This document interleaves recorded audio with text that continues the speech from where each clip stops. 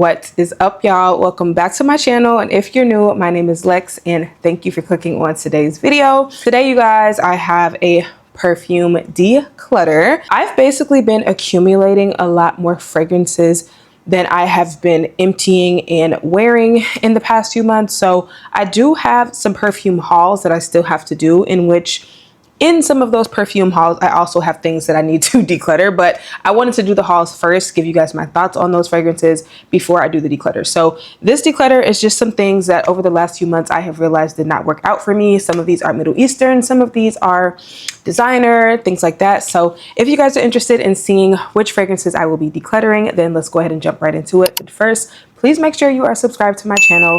Double check, okay? Click that red subscribe button right down in the corner if you are not. All of these will be available for purchase on my Mercari. I will have that link in the description box as well as in a pinned comment at the time of this video going live. These fragrances should all be uploaded to my Mercari, but if for some reason they are not, of course, I will let you guys know. First fragrance I will be decluttering is this full-size Giorgio Armani My Way Parfum.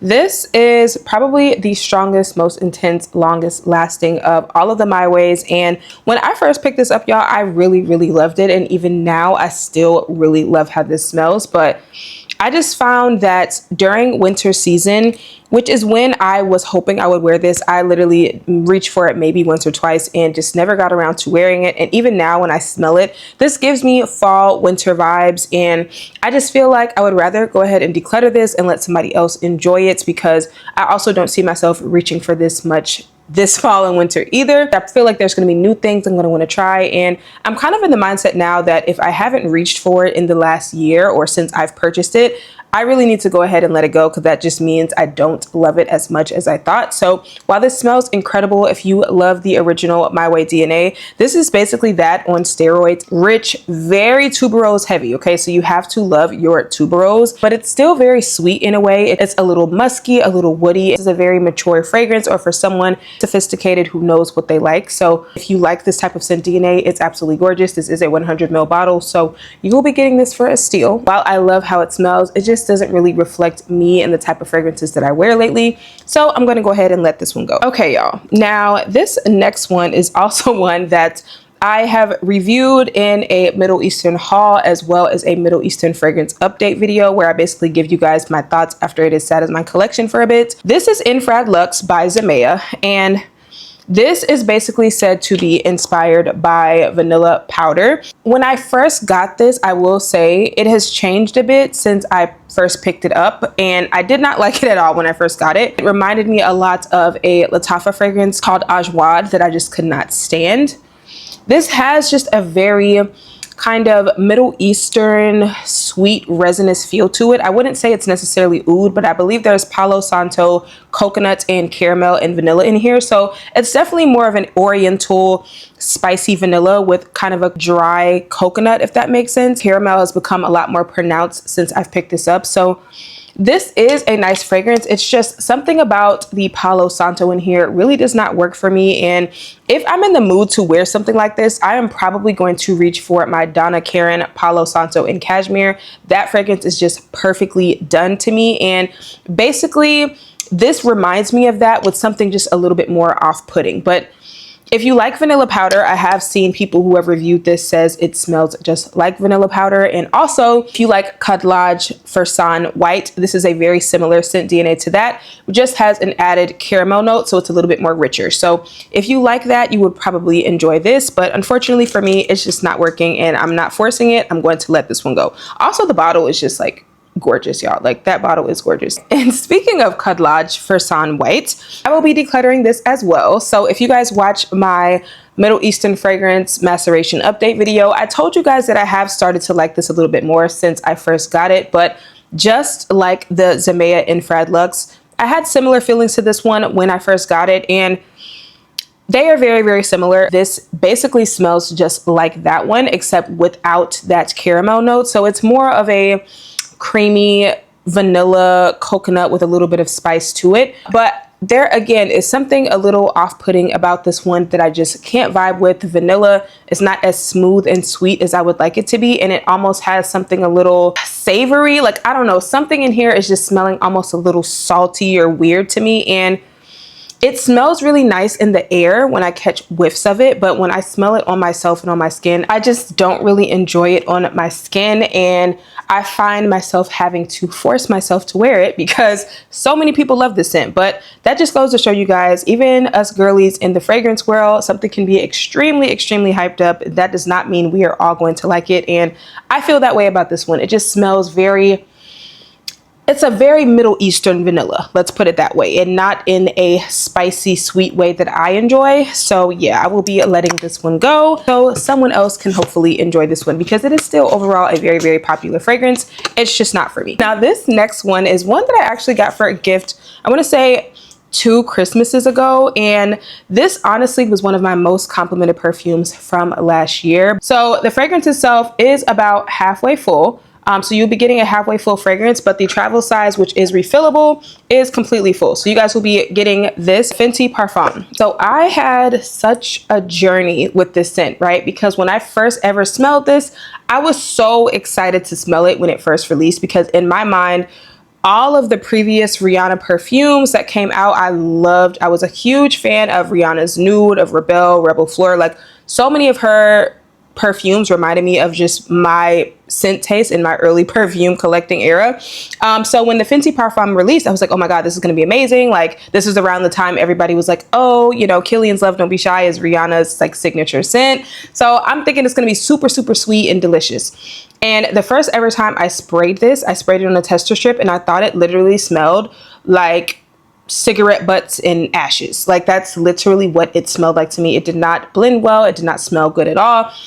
So I want to say a good 6 months to a year went by. I tried it again, actually smelled it. I sprayed it on my skin, and it was like the most delicious honey blueberry rose with like a little bit of citrus, and it just smelled really, really nice. It's definitely a more mature fruit chewy type of fragrance, but for some reason, y'all, the last couple of times that I have worn this, it did not do well on my skin, and it started to smell like that smoky cigarette ashes type of scent that I smelled the first time. So I don't know if it's just because it's the time of year, we're going into the warmer weather, and this just no longer agrees with me, but I don't have the space in my collection right now to hold on to things that I just can't wear anymore, that just don't agree with me. So unfortunately, while this one was definitely very much well loved, I'm going to have to get rid of this one because it just does not work for me anymore. But it was, like I said, one of my most complimented fragrances last year, and a lot of people really, really love this one. So hopefully I can give her a better home. Now, these next 2 items I'm actually going to sell together because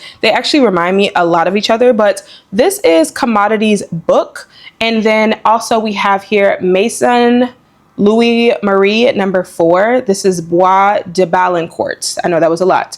Both of these are pretty much those very unisex woody type of scents in that same family as like Santal 33. I definitely think Book is a lot more smooth and creamy than Santal 33, but it still has that same kind of dynamic where it's like that earthy, woody type of feel. And basically, it being called Book is very accurate because it literally smells like the pages of a book. Like if you were to go into a library and open up like an older book, that is what this smells like. And it's very unique and interesting to me. But again, I just never reached for this. Honestly, with my woodier fragrances, I do prefer something a bit sweeter, and I just knew that this was never something that I was in the mood to wear. Anytime I thought about wearing this, I would reach for Gold or Milk, which were more my speed. They were a little bit sweeter. They had more vanilla. And this one just, it didn't really work for me. So it's completely full. I may have sprayed it once, if that. The Maison Louis Marie, this is pretty much the same similar scent profile. So you could probably layer the 2 together, put this on your post points, spray this, and you will probably be smelling great all day. This has a very similar scent DNA to this. So I'm just going to bundle these 2 together so you guys can get you a little deal, a little layering combo, girl. Fortunately, Book did not work for me, but Commodity is still one of my favorite brands. Now, this next one, right?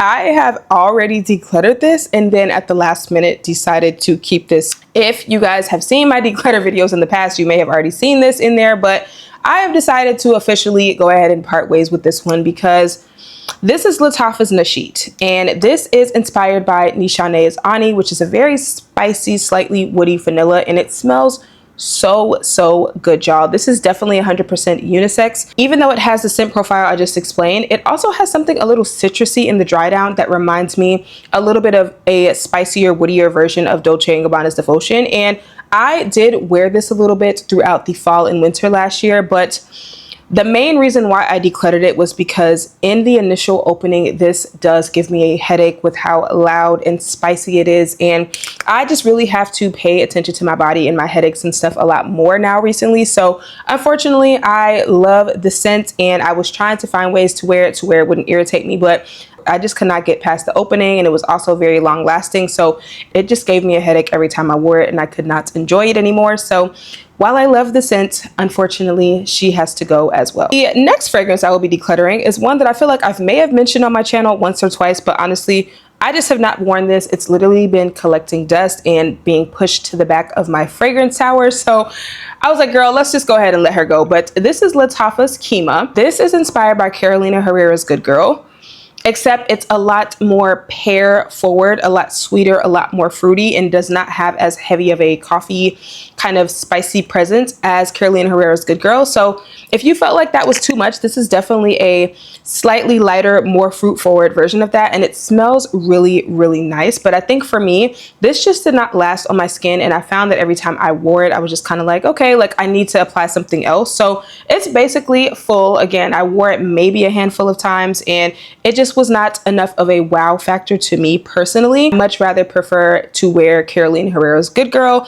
but this is a nice one for someone who felt like that fragrance was too much and you want something easy to wear. This is actually like a really nice version to wear in hotter weather because I do find it to be more light wearing. Overall, this one, I just need to go ahead and let it go because I have not been wearing her, and there are a bunch of other pear fragrances in my collection that I would much rather wear right now. This next one, y'all, when I first hauled it, I pretty much told y'all that I was probably going to declutter it. This is Fragrance World's Double Espresso, and I pretty much told you guys, I lately especially am not the biggest coffee fragrance lover. It really has to be kind of a milky, creamy coffee situation for me to really enjoy it. And this is straight up a shot of espresso. So if you love your straight up coffee scents, this is 100% something you should check out because it smells like a straight up freshly brewed cup of black coffee or espresso.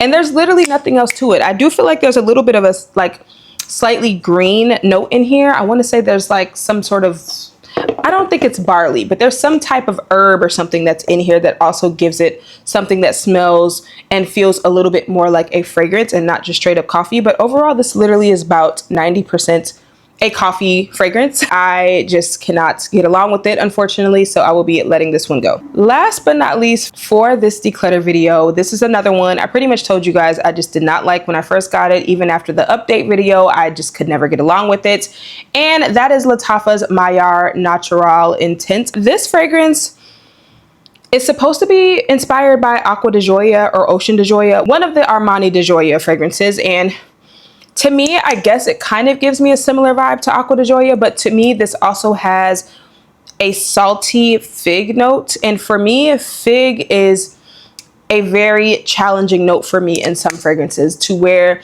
if it is a sweet, creamy fig, I really like it. But in some fragrances, such as Mugler's Womanity, for example, there's this type of fig that's more fresh, that has a saltiness to it that I just do not like how it wears on my skin. It does not work for me. So that is the vibe that I get from this. This is definitely a very fresh, marine, aquatic like fig, but yeah, I just don't like it personally. This is definitely very unisex. Like honestly, a man could wear this as well. But if you like those fresher, oceanic type of fig notes that just smells kind of clean, a little bit salty, that you can wear like to the beach or whatever, you would definitely like this. It's just not something that I can get along with, unfortunately. So I will be letting this one go.